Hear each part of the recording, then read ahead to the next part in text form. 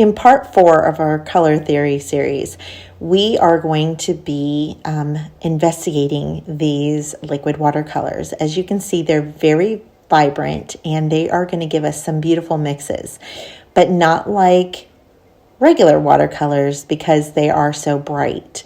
I wanted to show you that no matter what your primaries that you choose are, you can make some wonderful colors. And I'm so excited because we are getting close to part 5 where we will be making our own palette book, and make sure you stick around to the outro when I tell you what you need for the next lesson. Also, if you've missed any other lessons, look for the playlist Color Theory. I wanted to show you how it doesn't matter if you have more pastel colors or vibrant colors versus your, it doesn't matter what color palette you're using necessarily to create a beautiful color wheel. So here I'm taking, some of you might not know these, they're the Dr. P.H. Martin's liquid watercolors, and this one is in shade Wild Rose, so I'm using that as my red. I am using Slate Blue, and these are gorgeous. I don't get them out enough, and every time I use them, I'm like, oh, they're so beautiful. And don't be afraid, because this palette that I have from the Dr. P.H. Martin's is very vibrant. And you would think that you couldn't create something that's not as vibrant. So I'm just going to take really quick, I'm going to add some water to these. Just a little bit of water.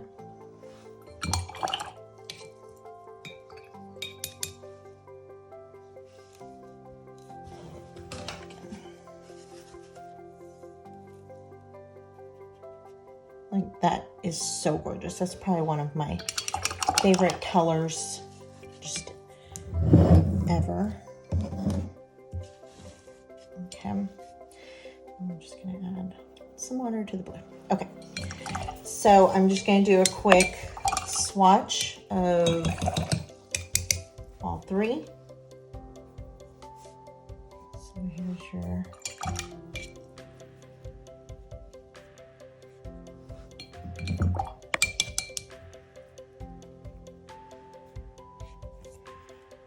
and let me add a little bit more of that blue.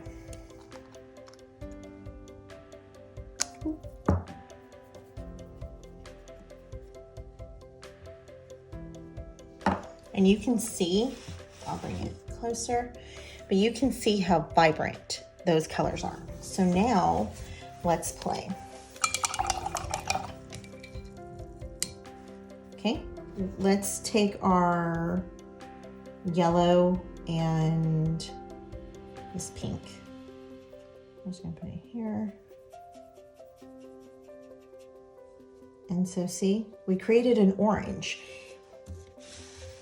It might not be the same as this orange or as this orange, but it's an orange. And that might be the orange that I'm looking for. Now let's take your pink with the blue and look at that beautiful purple.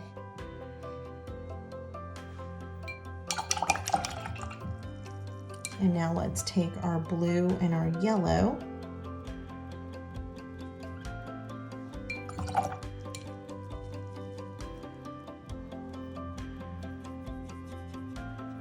And look at that green. So pretty.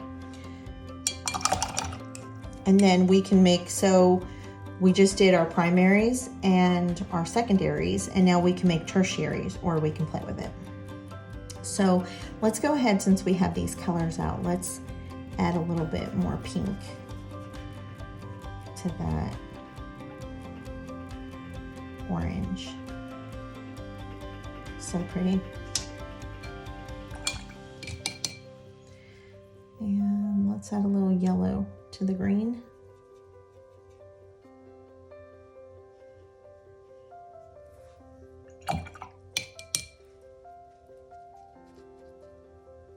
Now, one thing that I'll tell you about these watercolors, and I'm going to see if I can get it close enough so that you can see it, but it starts to kind of separate here, and you can see the blue from the pink. And I feel like it mainly happens with the pink, I believe. Let's see, what's another color we can do? We can add more, let's see, we can add more, let's add more pink to this purple.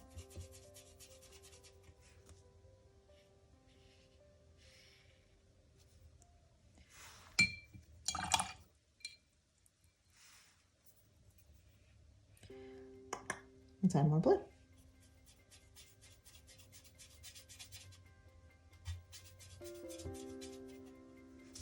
I'll put it here so you can see. So it is still a different color. Now let's try our neutralizing, doing complementary. So we've got the red and green. So this is our green, and actually I think I want to make more green. And we're just going to take a little bit of that. So if you see that color,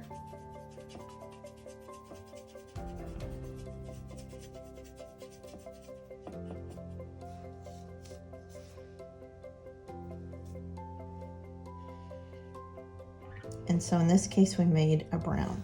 So let's go into this color and just add that little bit of brown.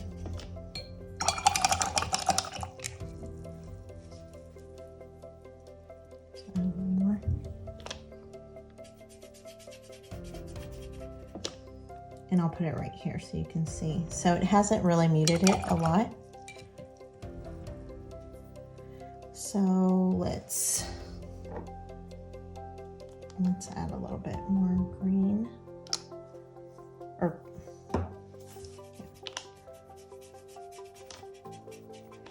here's our green. So I'm barely gonna add any to it. There we go. Now we changed it. So now it's definitely not as vibrant.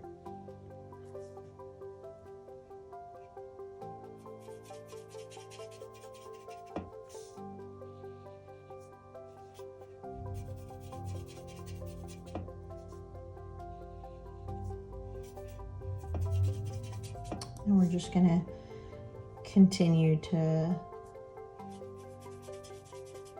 mix.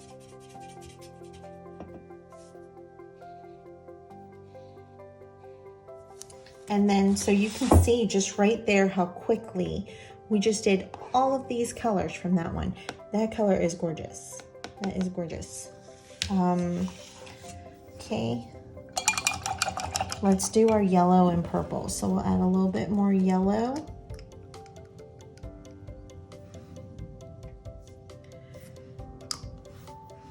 Let's do that. I was really scared of these liquid watercolors the first time I had gotten them.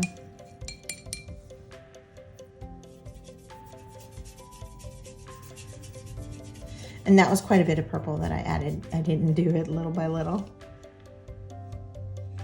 But you see that really pretty green that we get. Let's add a little more.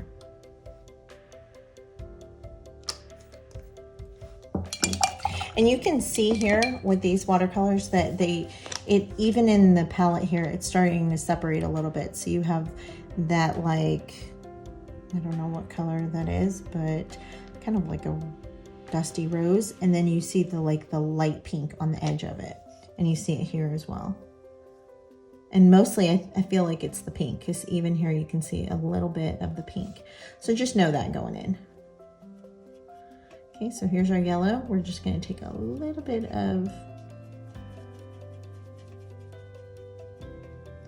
the purple mixture.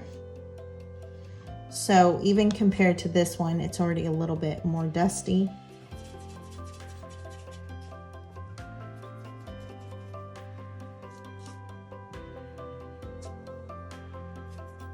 I've run out of the purple, but we can keep going.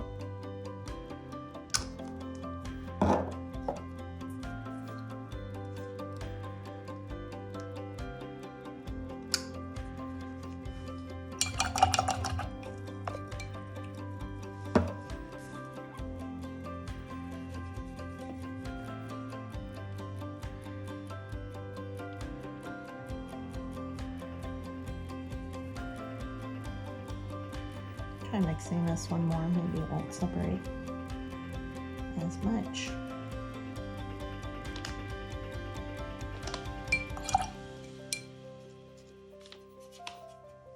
Okay.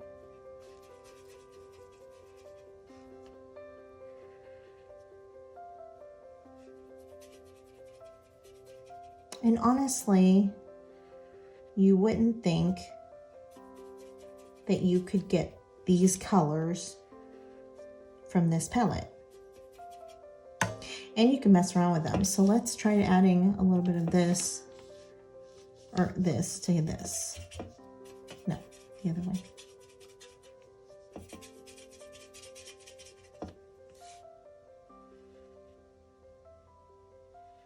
And that's actually a really pretty color, or like a rose petal, like peony. Let's add some purple to it. Let's see what we get.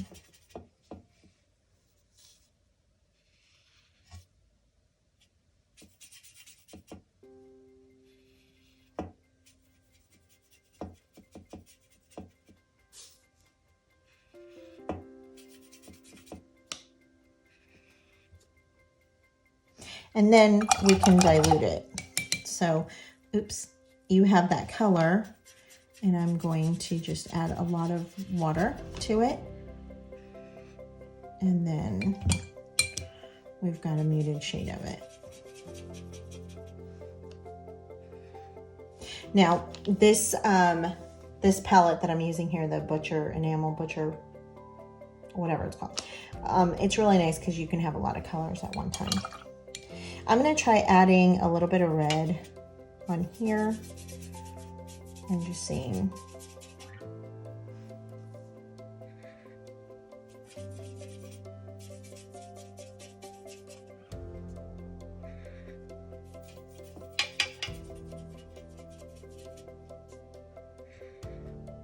Again, another really pretty, like, dusty color. Oh, and I dropped a little bit of water, and you can see how water reacts very different to these watercolors.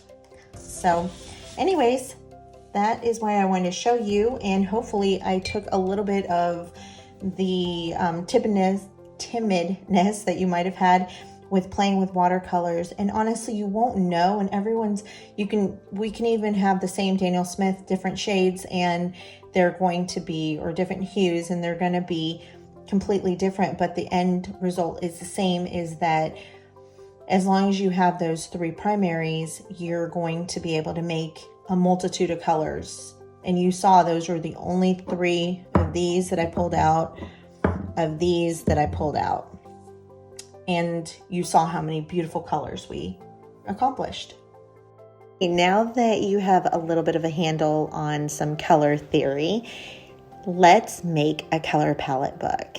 This will be a book that you can reference when you're working to see what your favorite color combinations are. So what you're going to need is just either a sketchbook that accepts watercolor media. You can use watercolor paper or watercolor palette book, or what I'll be using is just a book from Dollar Tree that I am going to gesso and alter so that I can put wet media on it. And if you've missed any parts, don't forget to check out the playlist on my channel called Color Theory.